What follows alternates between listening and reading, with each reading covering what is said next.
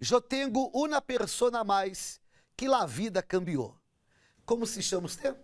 Alfredo, obispo. Como levar bem? Bien. Como que empezou o sofrimento em sua vida?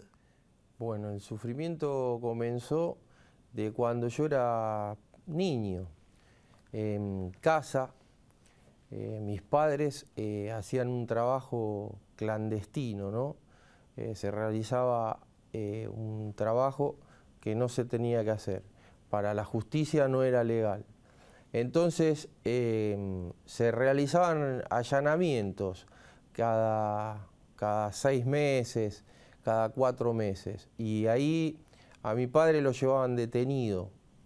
Y a veces, como todos los allanamientos, sucede que a veces son medios violentos. Y para mi edad, yo tenía 3, 4 años, era fuerte ver que se lo llevaban a mi padre esposado. En algunas oportunidades lo empujaban y lo metían adentro del patrullero a empujones porque él se resistía también. Y yo fui creciendo con eso, fui sufriendo, ¿no? La palabra sería, yo sufría no tener a mi padre durante un tiempo porque él quedaba detenido durante 20 días, un mes, se comprobaba de que no era culpable y ahí él volvía a salir. Y pasaba un tiempo y volvía a suceder lo mismo. Entonces yo absorbía el sufrimiento de mi mamá, que nos tenía que cuidar a los dos. Yo tenía un hermano, tengo un hermano, y absorbía todo eso, ¿no? El sufrimiento de mi madre, mi padre que no estaba en mi casa. Y no entendía por qué esa violencia, ¿no? Uno cuando tiene esa edad no comprende las cosas, menos que le pasen a nuestros padres. Y fui creciendo con eso. No se llevaban bien tampoco mi papá y mi mamá. Entonces el sufrimiento empezó ya de los 4 o 5 años. Fui creciendo con eso.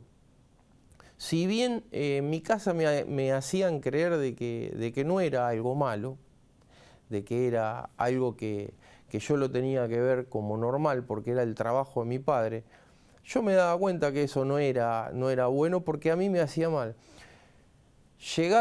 Pasaron un par de años y en mi adolescencia yo eso no me lo podía borrar de la cabeza. Y empecé a juntarme con chicos en el barrio, empecé a salir solo y ahí tuve la oportunidad de elegir los chicos que se portaban bien y los chicos que se portaban mal. Y tomé esa mala decisión de juntarme e ir a jugar a la pelota y juntarme en la esquina con los chicos que se portaban mal.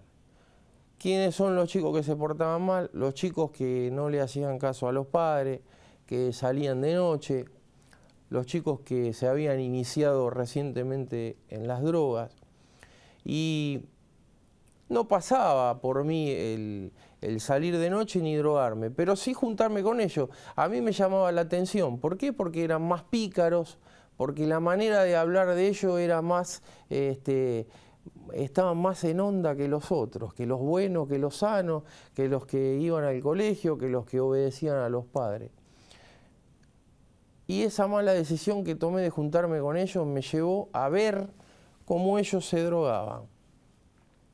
Yo no quería drogarme porque mi papá y mi mamá me enseñaron de que eso trae problemas, ¿no? Si bien estoy hablando hace más o menos unos 25, 30 años atrás, no es como ahora que se habla y se explica el problema que trae la droga. En aquella época no se hablaba mucho, la droga es mala y nada más.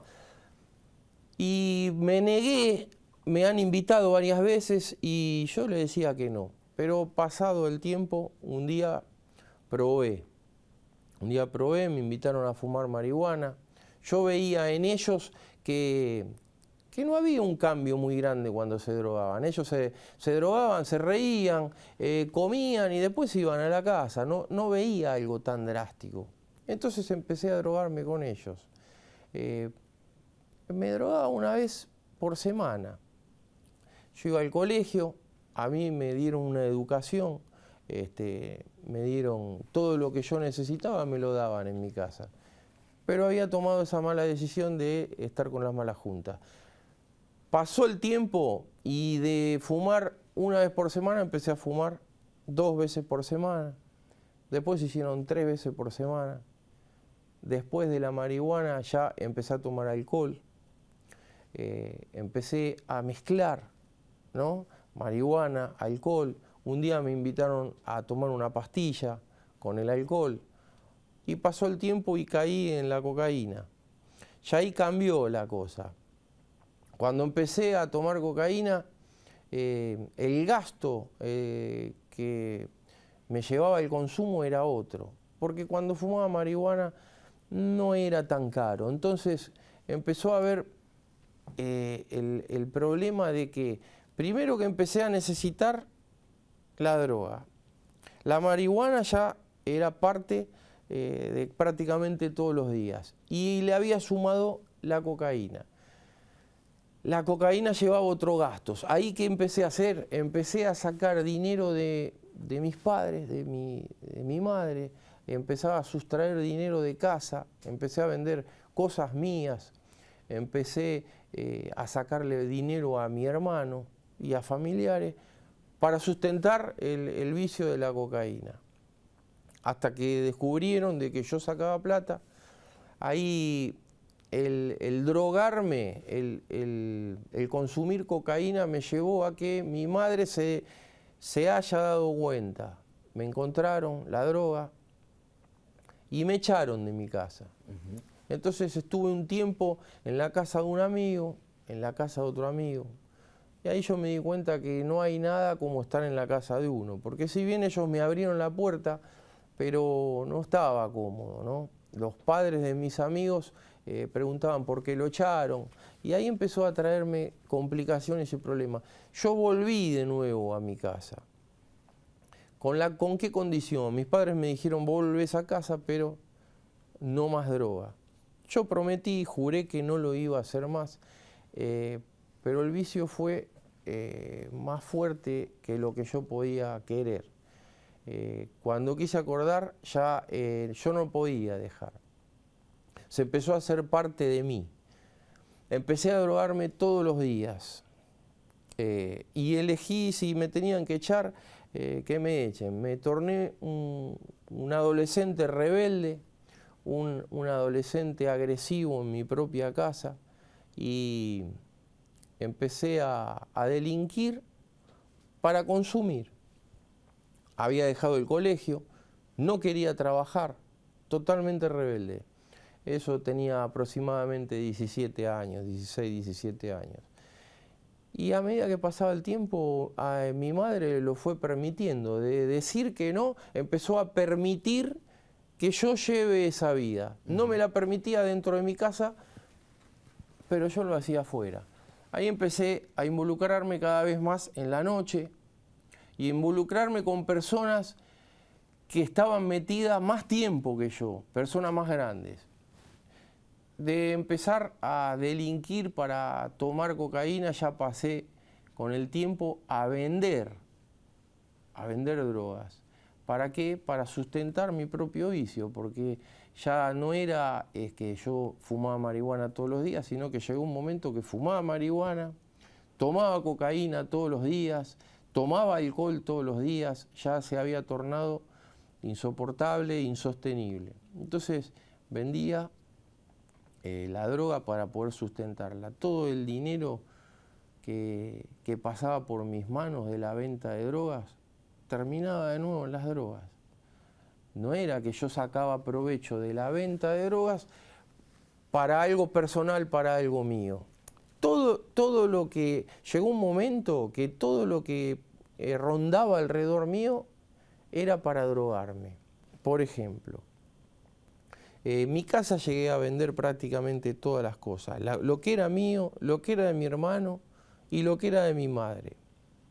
A mí me controlaban cuando yo salía. Para ver si no salía, había vendido televisor, había vendido cosas de mi hermano, centro musical. Le he sacado la pensión completa a mi madre porque ya le estoy hablando cuando yo tenía 22 años. Mi padre ya había fallecido.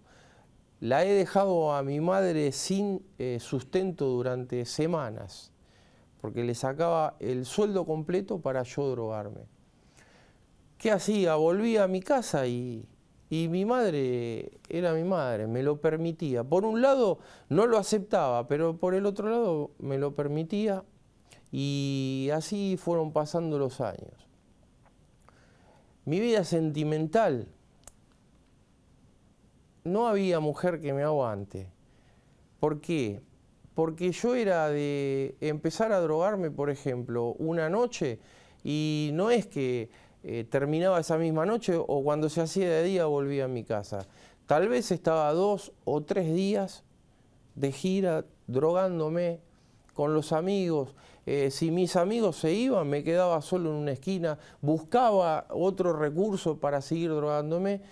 Y cuando volvía, yo sin tener noción del tiempo, porque, obispo, la droga me hacía perder la noción del tiempo, si qué día era, cuánto tiempo hacía que yo había salido, cuánto tiempo hacía que yo me había ido de casa.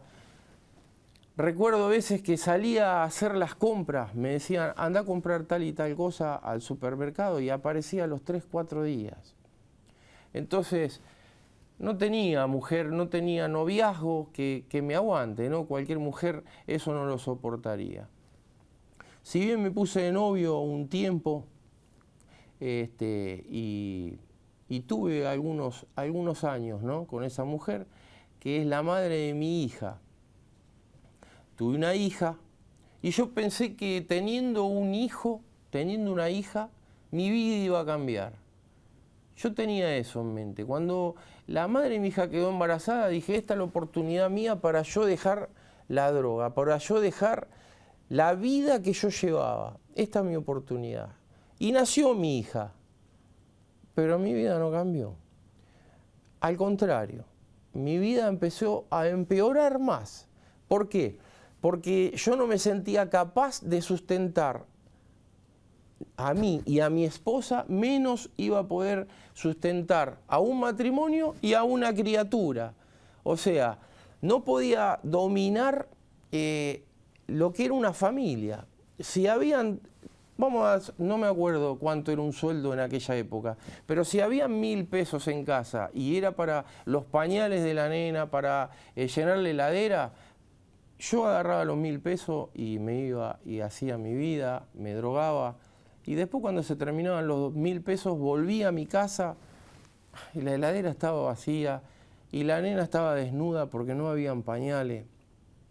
Y así fue pasando mi vida, así fue pasando el tiempo.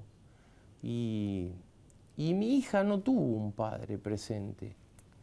Mi hija no tuvo un padre presente porque yo vivía de noche. Yo vivía de noche y dormía de día.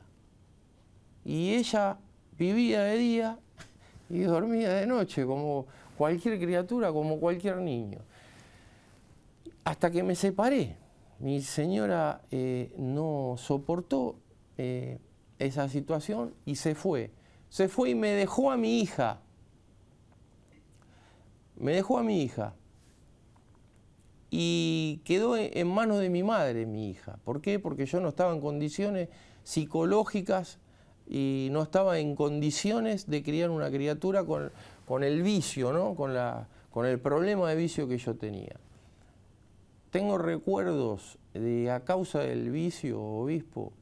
Recuerdo que mi hija, cuando empezó a ir al jardín, ella juntaba monedas en una alcancía. Juntaba monedas y cuando llegaba el fin de semana, ella compraba algo que le gustaba, ¿no? Había un kiosco que vendían juguetes, que vendían muñecos. Y todas las semanas juntaba plata que le daban los tíos, la madrina, plata que le daba la madre. Y yo cuando terminaba de drogarme y no tenía más dinero, iba y sacaba el dinero de la alcancía. De mi hija que tal vez tenía 6 años, 7 años. Eso es lo que llegó el vicio a hacer. Yo no respetaba nada. No respetaba el matrimonio, no respetaba mi casa, no respetaba a mi madre, no me respetaba a mí mismo, no respetaba a los vecinos. Por las drogas yo no respetaba nada. Llegué a hacer locura, para drogarme. Que bueno, que hoy hay cosas que hasta me daría vergüenza contarlas, ¿no? Pero llegué a hacer de todo. Intenté recuperarme. Intenté recuperarme y me interné en una granja de recuperación, ¿no? A donde se internan las personas y se les hace un tratamiento para que dejen de consumir drogas. Conmigo no hubo resultado. Habré estado un mes y salí de ese lugar, me escapé y recurrí de nuevo a las drogas. Pasaron algunos años más y yo quería dejar, porque sabía que yo estaba viviendo un infierno, estaba viviendo un sufrimiento personal, estaba haciendo sufrir a toda mi familia, estaba lastimándome yo y estaba lastimando a todo mi entorno. Y quería salir, pero no le encontraba, ¿no? Por mi propia fuerza no podía. Entonces recurrí a los especialistas, ¿no? Que se diría. La granja no tuvo resultado. Recurrí a psicólogos, recurrí a psiquiatras, recurrí a terapias en grupo. Cada vez que salía de esos lugares, lo primero que hacía era ir a comprar droga. No tuvo resultado ninguno de esos tratamientos. Yo tenía las ganas, yo no quería saber más nada con esa vida, con ese sufrimiento, pero no había manera de cortarlo. Terminé internado en un neuropsiquiátrico. Ya en este entonces le estoy contando, conocí la que hoy es mi actual esposa, ¿no? Que involucrado en la delincuencia, de pasar de vender drogas, me involucré en la delincuencia también. Era más fácil recibir dinero robando que vendiendo drogas. Y era más rápido también. Entonces, involucrado en una banda de delincuentes, donde hice un montón de cosas, ¿no? Hoy totalmente arrepentido de la vida que yo llevé. En una de esos hechos que hice, me fui escondiéndome y perseguido por la policía, me fui a la provincia de Córdoba a esconderme, ¿no? Para no caer preso. Yo sabía que me estaban siguiendo, que la policía sabía lo que yo había hecho y sabía que había sido yo. Entonces me fui a Córdoba y ahí, gracias a Dios, que fui para esa provincia, conocí a la que hoy es mi esposa. Ahí cuando conocí a mi esposa yo dije, acá tengo la oportunidad de conseguir una mujer que no sabe mi vida y de formar una familia. Aquella familia que había sido frustrada, con una hija de por medio, que ya había pasado en manos de la madre de nuevo, porque conmigo no podía estar. Conocí a mi esposa y era un señor yo, adelante de ella. Era un señor.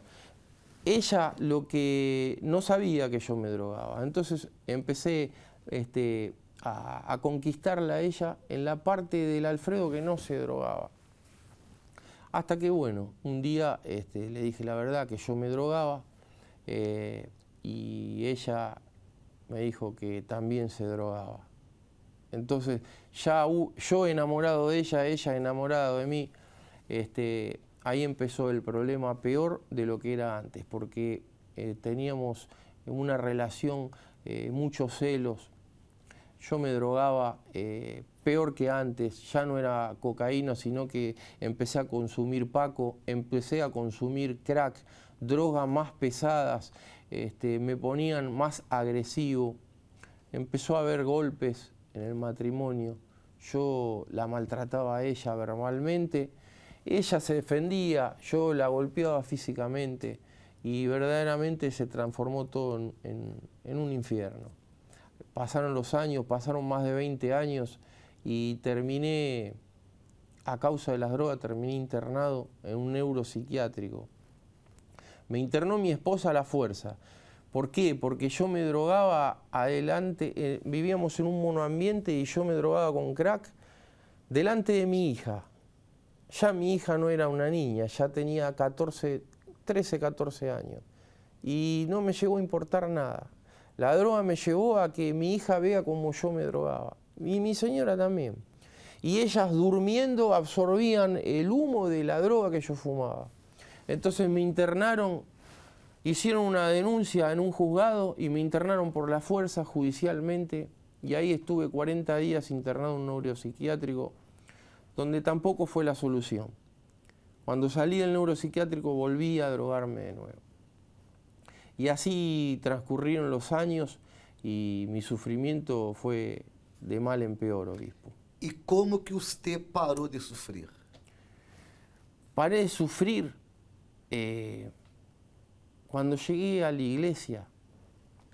Ahí yo encontré una esperanza. Yo cuando llegué a la iglesia, a mí me orientaron, me hablaron, me trataron como nunca me habían tratado en otros lugares a los que yo había recurrido para ser sanados y sentí una esperanza. Yo sentí que, cuando llegué a la iglesia, sentí que este era el lugar donde yo me podía recuperar.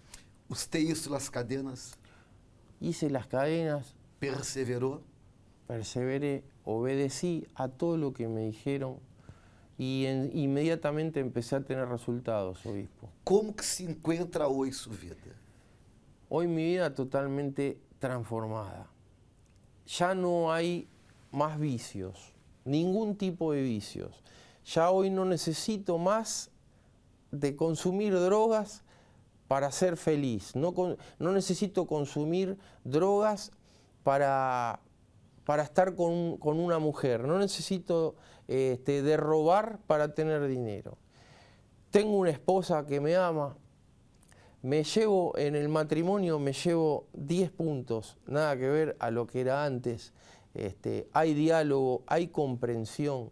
En lo que es familia, mi hija hoy está muy contenta de la vida que yo llevo. En lo que se refiere en mi vida espiritual, cambió totalmente, obispo. Yo ya no veo sombras como veía antes, no tengo enfermedades de las que tenía antes.